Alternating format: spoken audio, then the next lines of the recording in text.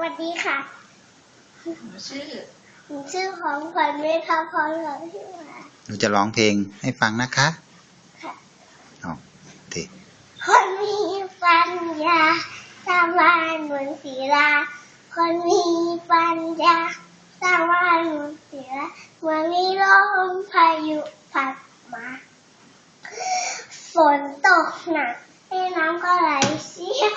ฝนตกหนักแม่น้ำก็ไหลเชี่ยวปลาของเขาก็ยังคงอยู่คนโง่สร้างบ้าน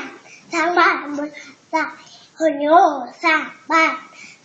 นบนหาดทรายเมื่อมีลมพายุพัดมาฝนตกหนักแม่น้ำก็ไหลเชี่ยวฝนตกหนักแม่น้ำก็ไหลเชี่ยวบ้านของเขาก็พังทลายวิ่งตุ่มวิ่